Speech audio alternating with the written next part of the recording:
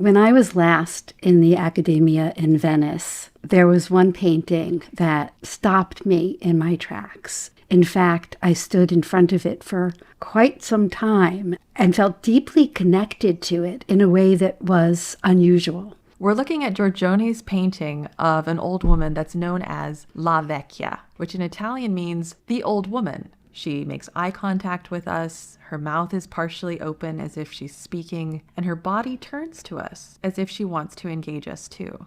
Her eyes turn toward us. There is nothing in the background, it's just darkness. And so we have nothing else to focus on except the figure who is very close to us. She's very close to us, but she's also a little bit removed because right in front of her, there's a stone parapet that tells us there's some architecture around her, but where she is exactly, we don't know. And this is unlike other portraits, like Lorenzo Lotto's portrait of the collector Andrea Odoni, where he appears with all of the classical antique sculptures that he's collected. Here, Giorgione places us directly in conversation with this figure, whoever La Vecchia might be. When we walk through the galleries, we expect to see portraits of people who have the wherewithal to commission a portrait in the first place, which was expensive. And generally, with a portrait that you're commissioning, you get dressed up. You look your best. You put on your jewelry. And here we see her neck, her collarbone.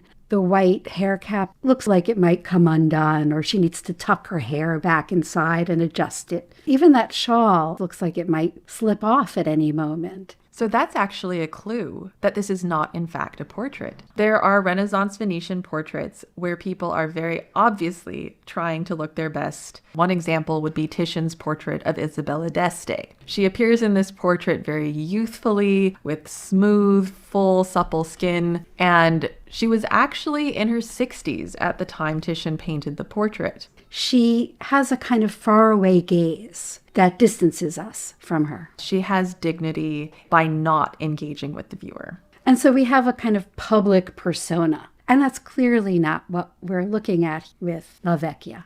Her clothes are plain. We can compare her headdress to Roger van der Weyden's portrait of a lady, where all of the pins are very neat and you can even see the folds of the freshly pressed fabric. The second clue that La Vecchia is not a portrait is that banderole. It reads col tempo, which means in Italian with time. And she points to herself with what is known in art history as a dexter manus, a right hand that indicates truth-telling, as if with time, you, the viewer, you will become like me, old. And in this way, we can think of the painting as analogous to a memento mori, Latin for a reminder of death. Sometimes we see memento mori portrayed with skeletons, which are pretty obviously associated with death. But this painting might be more accurately called a memento senescere, a reminder of aging. To be reminded of growing old is a reminder of how the beauties, the pleasures of this world are temporary. In many ways, this painting is not really a memento mori or even a memento senescere, but a vanitas image. The idea that the things of this world that we value so highly, youth, beauty, money, possessions, will eventually be gone. And many art historians have found Giorgione's La Vecchia analogous to Dürer's image known as avarice, but might more accurately be called a vanitas image, where an old woman clutches greedily to a bag of money, trying in vain to hold on to the things of this world.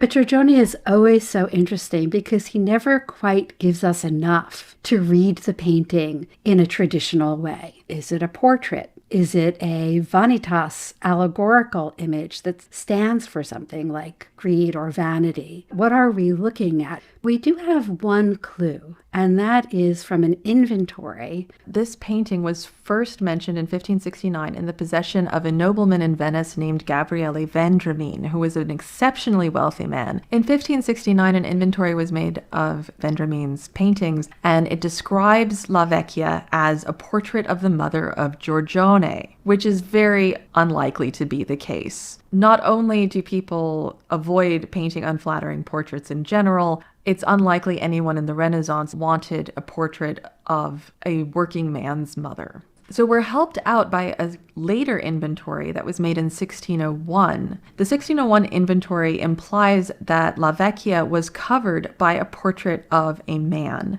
That's highly unlikely. What is most common is portraits of elite men and women with painted covers.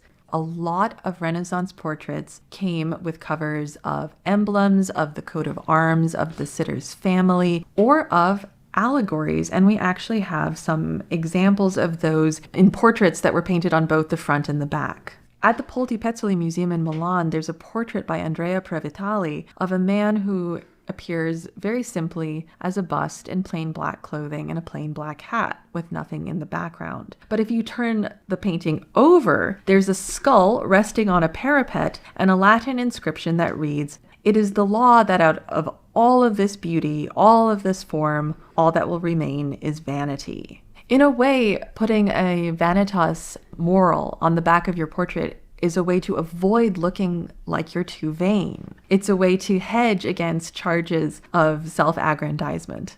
There's a beautiful portrait in the National Gallery in Washington, D.C. of Ginevra de' Benci by Leonardo da Vinci, and similarly has a painted reverse in which we see a sprig of juniper and a palm leaf. The juniper tree behind Ginevra is most likely a reference to her name, Ginevra, meaning juniper, and the banderole reads, "Virtutum forma decorat," meaning beauty adorns virtue.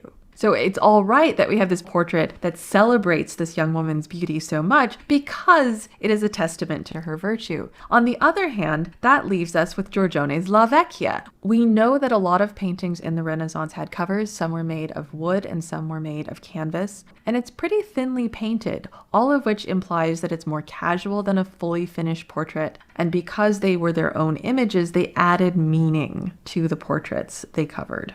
And so if this painting is indeed a cover, a painted canvas on top of a portrait, it adds this element of drama to what lies beneath, what was probably a much more conventional image than La Vecchia. And it marks the portrait as special. It can't be seen until it is revealed. We have to think about the effect of time, the passage of time. And in that way, it really justifies the existence of portraiture. The young man who is portrayed in the portrait will never look the same again. We will have no way to know what he used to look like without Giorgione fixing time, defying the inevitable laws of the universe, that col tempo, we will all age, we will all change. The words col tempo, with time, when Leonardo da Vinci was studying water, he used that expression in his notebook. He wrote in the margins, col tempo ogni cosa va variando, meaning with time, everything changes. And Giorgione from centuries ago speaks to us. In an experience we will all have. If we're lucky. Unlike Giorgione.